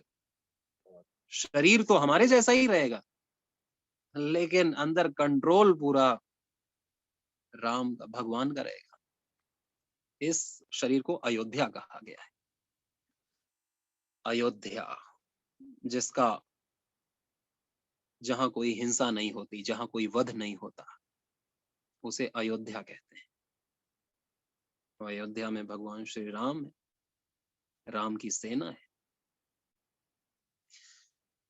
तो ये इसी तरह नाद योग होता है, नाद पर ध्यान करके मन को एकाग्र करना। किसी भी तरह हम मन को एकाग्र कर सकते हैं, कोई ध्वनि नाद सुन करके, फ्लूट, बांसुरी, वीणा, या अपने अंतर अनहद नाद को सुनते हैं, तो उसे नाद योग कहते हैं। जप योग, ओमकार गायत्री का हम जप करते हैं मन ही मन, वाचिक रूप से बोल करके, या उपांशु ओठ हिला करके। 3 प्रकार से जप होता है, वाचिक, उपांशु और मानसिक। वाचिक होता है बोल करके, ओम, ये बोल करके। उपांशु होता है जिसमें हम होठ हिलाते हैं लेकिन कुछ आवाज नहीं निकालते, उसे उपांशु जप कहते हैं। और एक होता है मानसिक, जब हम होठ भी नहीं हिलाते, अपने मन मन में ओमकार का जप करते हैं, वो है। तो इसे जप योग कहते हैं, ओमकार का या गायत्री का, गुरु मंत्र गायत्री का जप करना, वाचिक रूप से करना, उपांशु रूप से, या मानसिक रूप से। जप करके कि फिर जब 24 घंटा हमारे मन में चलता रहता है, वो स्मृति जागृत होती है कि ईश्वर मेरे साथ है, वो स्मृति जागृत हो जाती है। फिर उसे अजपा जप कहते हैं, कि हम जप नहीं भी कर रहे, फिर भी वो वाइब्रेशन बनी हुई है कि ईश्वर मेरे साथ है। जैसे कि अभी कोई माँ रहती है गर्भवती, जो अभी अभी जिसने प्रसव किया है तो उसको ये स्मृति रहती है कि मैं माँ बन गई, मैं माँ बन गई, ये स्मृति वो भूलती नहीं है। किसी का विवाह हो जाता है तो वो व्यक्ति भूलता नहीं है कि मैं कुंवारा हूँ क्या, मैं शादीशुदा हूँ, उसे याद रहता है। जैसे हमें याद रहता है कि मैं स्त्री हूँ या पुरुष हूँ, मैं पुरुष हूँ मुझे याद है। तो उसी तरह जब इतनी बार रिपीट करना उस चीज को कि वो चीज फिर बनी रहे, सोते जागते, स्वप्न में भी जब चलता रहे, उसे अजपा जप कहते हैं। वो एडवांस स्थिति है जप योग की। उससे भी आत्मज्ञान की प्राप्ति होती है और सारे विकार नष्ट होते हैं। तो योग के बहुत सारे प्रकार हैं, बहुत सारे तरीके हैं जिससे हम अपने मन को एकाग्र कर सकते हैं और अपने विकारों का नाश कर सकते हैं और आत्म तत्व की प्राप्ति कर सकते हैं, स्वरूप में स्थित हो सकते हैं, आत्मज्ञान प्राप्त कर सकते हैं। और भी बहुत प्रकार हैं, बाद में हम उनकी चर्चा करेंगे। आज का समय हमारा हुआ है और अब किसी का कोई प्रश्न हो आज के संदर्भ में तो वो जरूर अपने को अनम्यूट कर सकते हैं और एक एक करके अपना प्रश्न रखें। ओम गुरुजी। स्वामी जी प्रणाम। प्रणाम। ये चक्रों का बोला था, थोड़ा सा एक बार और रिपीट कर दीजिए। कहाँ पे चक्र कहाँ पे रहते हैं? सबसे नीचे मूलाधार जी। और फिर उसके 4 अंगुल ऊपर स्वाधिष्ठान, फिर नाभि के क्षेत्र में मणिपुर, फिर हमारे हृदय में अनाहत चक्र, हमारी गर्दन में विशुद्धि चक्र, दोनों भौहों के बीच में भ्रूमध्य में आज्ञा चक्र, आज्ञा चक्र के 1 इंच ऊपर मनस चक्र चक्र और सबसे ऊपर सहस्रार चक्र। सहस्रार। जी नेक्स्ट। गुरुजी गुरुजी आपने हठ योग के लिए एक श्लोक बताया था और एक श्लोक कभी बोला था अष्टचक्र नव द्वार, तो ये लिखना था गुरुजी, तो ये कैसे लिख पाएंगे? वो मैं लिख करके ग्रुप में दे दूंगा। जी। ओम ओम गुरुजी। जी गुरुजी इसमें ना जैसे हठ योग में भगवान शिव ने योग की शुरुआत की थी, मतलब उन्होंने, और एक जगह पर अपन ने बताया है कि योग जो है वो हिरण्यगर्भ ने योग की शुरुआत की थी। तो इसमें दोनों में क्या अंतर है? अगर हठ योग आता है तो वहां शिव, और जहाँ केवल योग आता है तो वहां हिरण्यगर्भ, ऐसा करना है हमें? जी बिल्कुल। योग में सारी योग है। योग के अंदर सैकड़ों ब्रांचेस हैं, उनमें से एक ब्रांच का नाम हठ योग है। हठ योग। धन्यवाद गुरुजी। गुरुजी ओम गुरुजी, आपने ये तो बताया ना हठ योग की शुरुआत आदि योगी शंकर जी, फिर ये जो आपने एक सीक्वेंस बताया था नाथ संप्रदाय, गोरखनाथ जी और मत्स्येंद्र, इसको जरा प्लीज क्लियर कर दीजिए कि किसके कौन से गुरु थे, वो मेरा थोड़ा सा छूट गया है। गुरु गोरखनाथ जी के गुरु का नाम मत्स्येंद्र नाथ है, गुरु मत्स्येंद्र नाथ जी। और ये गोरखनाथ जी, नाथ संप्रदाय की शुरुआत किसने की? गोरखनाथ जी ने। जी थैंक यू।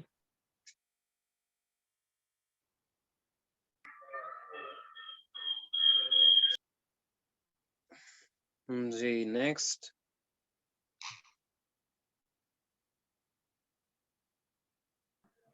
गुरुजी ओम। गुरुजी ये स्तोत्र है ना, मंत्र, ये मंत्र आपने बोल गुरुजी दिया है जब ना, ये आप सभी मंत्र व्याख्या कर रहे थे हमारे कैसे शरीर याद की, करना है? तो जो आपने 9 द्वार बताए थे और चक्रों को क्या बताया था उसमें? चक्रों को क्या बताया था? गुरुजी अष्ट चक्र बताए थे आपने, अष्ट चक्र हैं, 9 द्वार हैं हमारे शरीर। जी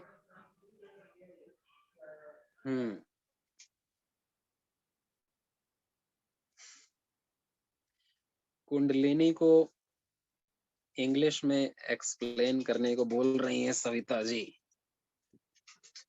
तो इंग्लिश में एक्सप्लेन कर सकते हैं, लेकिन फिर सबको समझ में नहीं आएगा।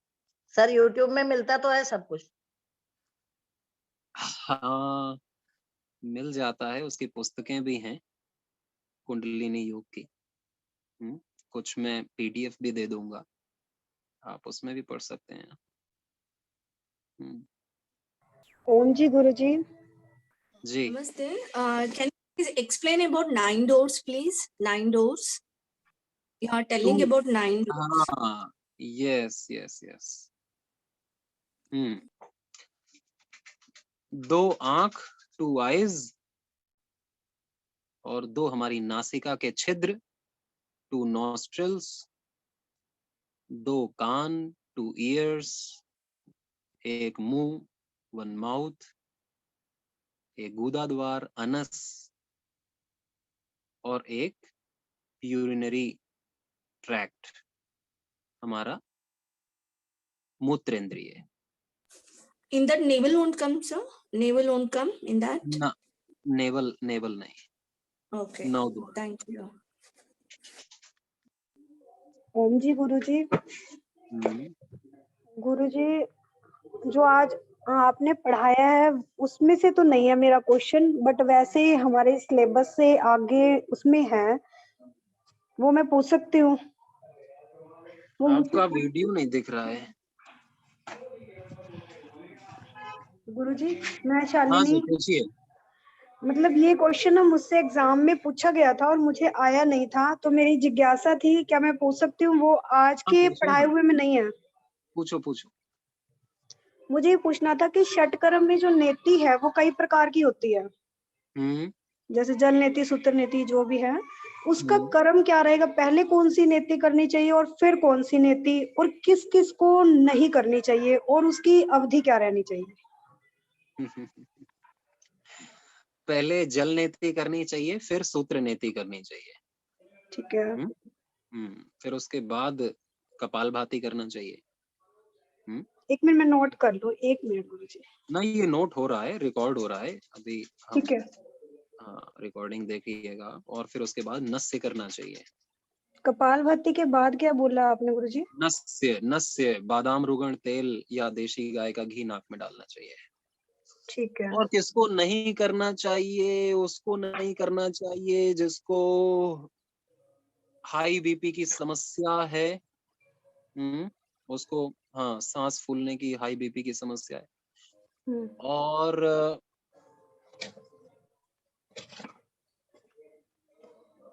कर सकते हैं, और कोई दिक्कत नहीं है।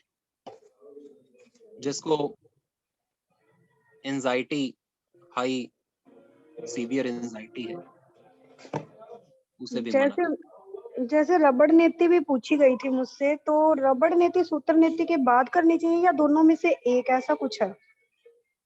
मैंने बताया, पहले जो है हम जल नेति करेंगे, फिर रबड़ नेति करेंगे। अगर सूत्र नेति करना है तो सूत्र नेति करेंगे। रबड़ नेति इजी होती है, सूत्र नेति टफ होती है। जो रबड़ नेति कर सके उन्हें रबड़ नेति करनी चाहिए। जो सूत्र नेति करने में कंफर्टेबल हो, फिर उन्हें सूत्र नेति करनी चाहिए। सूत्र नेति एडवांस है। और ये जो हम घर्षण करते हैं सूत्र के द्वारा या रबड़ के द्वारा नाक से मुंह तक, उसको कितनी देर तक घर्षण करना चाहिए? कब हमें लगे कि हमें अब इसका घर्षण और नहीं करना?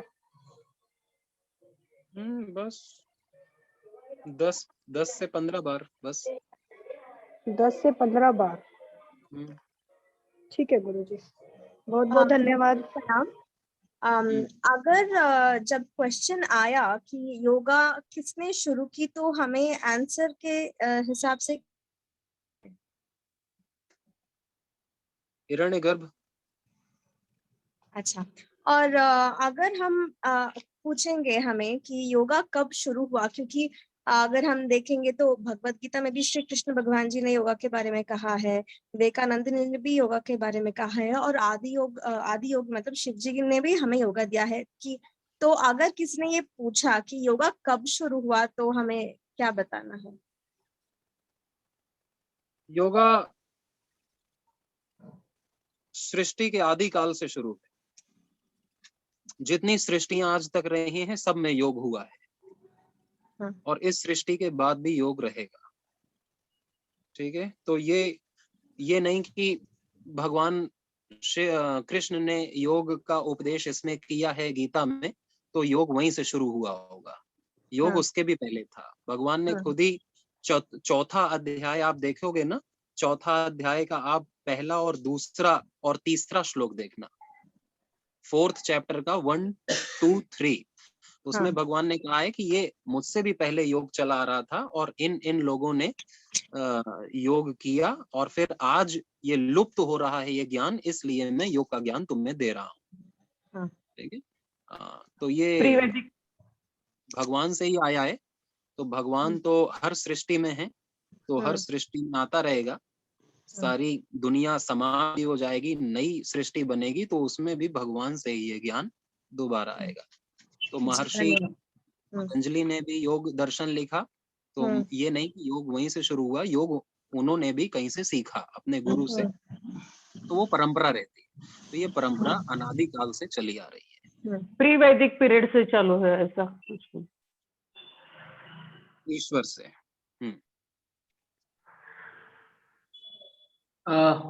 Is it okay to do Anuloma Viloma while listening? Huh? Yes, no problem. Because मन लगने में थोड़ा मुश्किल हो रहा है। अनुलोम विलोम आप कर सकते हो अगर कोई दिक्कत नहीं है। यदि कुछ दिक्कत है तो केवल सुनो। Namaste ji. Actually, we have to go through with all Yoga Darshana or Hatha Yoga Pradipak or Bhagavad Gita and Patanjali Yoga Sutra, or just we have to listen to you. That is enough for the examination or for the knowledge. Like to seek something, we have to go through everything. Yes, you have to go through at least summary of these books. Okay. Summary is okay enough. Thank you जी। थोड़े सूत्र बाहर करने पड़ेंगे ना, थोड़े सूत्र बाहर करने पड़ेंगे ना, जैसे जब डेफिनेशन पूछते हैं कि अकॉर्डिंग टू योग सूत्र what is the definition of ध्यान, तो वो ध्यान का सूत्र बोलना आना चाहिए ना, तो उतने सूत्र तो बाहर करने चाहिए। लेवल 3 और लेवल 4 के लिए सूत्रों को लर्न करना जरूरी हो जाता है थोड़ा। लेवल 1 और 2 के लिए कर रहे हैं तो फिर ज्यादा शास्त्र उसमें नहीं आते हैं, फिर तो आपका प्रैक्टिकल अच्छा हो, बस इतना ही इनफ रहेगा। योग का थोड़ा फिलोसॉफिकल जो थ्योरेटिकल चीज है, जो शास्त्र हैं, उनका ज्ञान आवश्यक हो जाता है लेवल 3 में, और लेवल 4 में 1-2 चीजें और बुक्स एक्स्ट्रा हो जाते हैं। गुरुजी लेवल 3 में हमको जैसे करना है, मैं लेवल 3 के लिए हूँ, कर रही हूँ प्रिपरेशन, तो फिर इसमें जो अभी आपने ये तो जो श्लोक है वो तो याद, इसके बाद भी और हैं वो याद करना होंगे ना? अभी तो मैंने केवल एक योग की परिभाषा बताई है आपको, अभी मैंने श्रीमद् भगवद गीता नहीं चर्चा की उस पे। तो उसका जब अलग से 1-2 सत्र होगा तो फिर उसमें हम सारे श्लोक आपको बताएंगे जो आपको याद करने हैं। जी गुरुजी। हरिओम सर। ओम। हेलो, हरिओम जी। हरिओम sir. Means Patanjali means Maharshi Patanjali ने जो योग दर्शन लिखा उसमें आसनों का कोई मीन्स उन्होंने बताया नहीं कि ये आसन करने, जैसे हठ पर दीपिका हो या घेन संहिता हो, उनमें कैसा आसनों का उल्लेख किया है कि ये आसन करो, इससे बेनिफिट मीन्स ये होता है, लाइक पश्चिमोत्तानासन करोगे तो आपका जो कुंडलिनी शक्ति जागृत होगा, मीन्स सिद्धासन करोगे तो नाड़ी शुद्धि हो जाती है। तो हठ पर दीपिका और घेन संहिता में आसनों का उल्लेख है, तो पतंजलि महर्षि मीन्स योग दर्शन में नहीं है ना जी? फिर उसमें डिफरेंस क्या है थोड़ा, मीन्स कैसे, किसमें डिफरेंस? मीन्स अगर पूछेंगे आसन कहाँ से आए हैं, मीन्स आसनों के बारे में बताइए, तो कैसे बताना है, रेफर करना पड़ेगा? हाँ, रेफर करिए योग दर्शन को, स्थिर सुगम आसन, उस आसन के बारे में बताया गया है। विश्वनाथ, आपको क्या पूछना चाहिए? आपको क्या पूछ रहे हो? ये प्रश्न स्वामी जी को क्लियर नहीं हो रहा है। आपको पूछना क्या? You can ask me in Kannada. Means मुझे ऐसे पूछना था कि महर्षि पतंजलि ने आसनों के बारे में सिर्फ बताया है, लेकिन कोई आसन ऐसे नहीं बताया कि स्पेशली कि यही आसन करो कर। समझ में आया, समझ में। स्वामी जी ये पूछ रहे हैं, अभी जैसे रोगानुसार योग हम बोलते हैं कि इस आसन से ये रोग ठीक होता है, ऐसे पतंजलि ने बोला नहीं है ना, ऐसे वो बोल रहे हैं। नहीं, ऐसा बोला है महर्षि पतंजलि ने।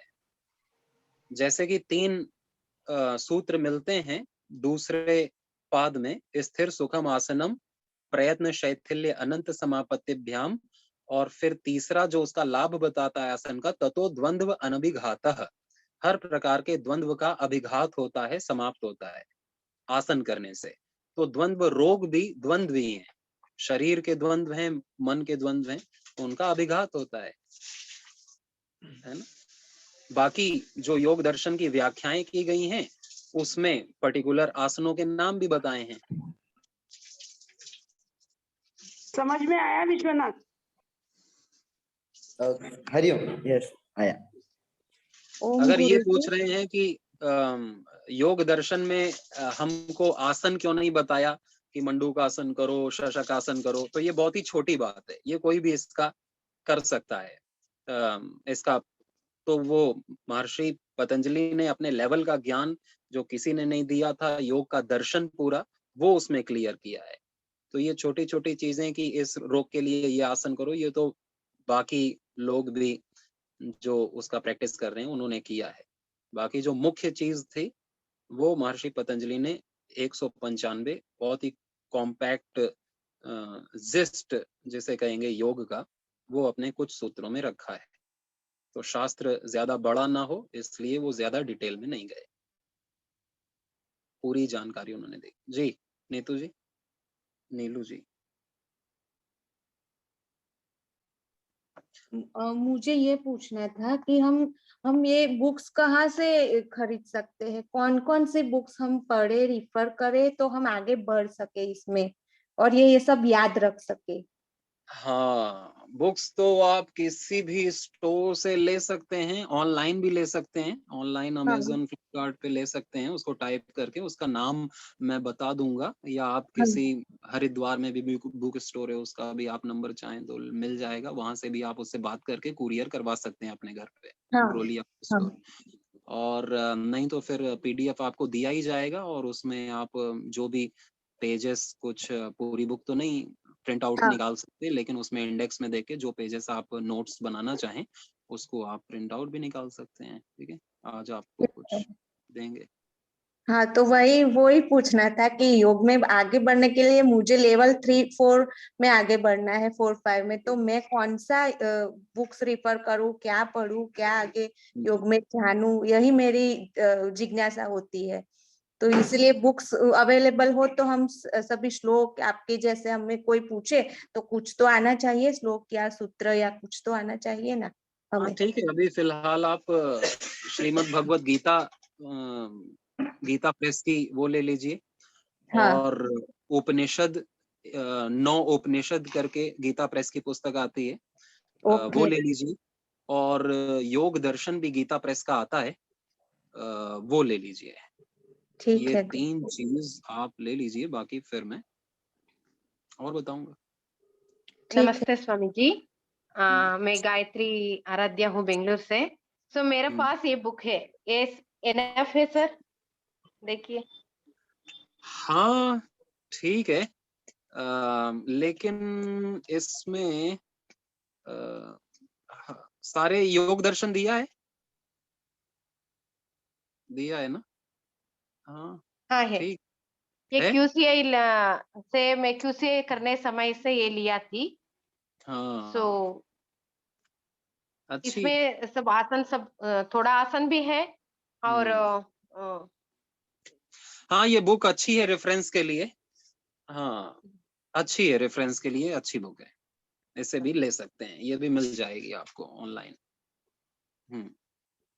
प्रणाम स्वामी जी, प्रणाम स्वामी जी। और आज पहले सुनिए, पहले दिन ही सारे क्वेश्चंस आप लोग नहीं कीजिए, कुछ आपने लिए भी रखिए। और जब हमारे बीच में कोई संत आते हैं ना तो उनका भी समय देखा कीजिए, उनका 1-1 मिनट शेड्यूल होता है हर चीज का खाने का। हम लोग घर में लेट भी खा लेते हैं ना, वहाँ ये सब चीजें नहीं चलती हैं। तो अपने समय को ध्यान में रखते ही अपनी क्वेश्चन जागरूकता है जो पूछिए, पर समय देखिए। चलिए जी स्वामी जी, पूरे गुजरात की जी तरफ से, कर्नाटका बहुत की तरफ से, बेंगलोर की तरफ से और एमपी की तरफ से सभी साधकों की तरफ से आपको प्रणाम, नमन, वंदन। तो शांति पाठ के साथ ही हम लोग यहाँ से विदा लेंगे जी। ओम। जी स्वामी जी प्लीज। ओम शांति शांति शांति। श्री गुरुभ्यो नमः, श्री परमात्मने नमः, सर्वेभ्यो नमः। सभी को बहुत शुभकामनाएं, शुभ रात्रि। ओम नमस्ते। स्वामी जी प्रणाम। स्वामी जी प्रणाम। ओम ओम स्वामी जी प्रणाम प्रणाम। स्वामी जी सुबह जल्दी उठते हैं।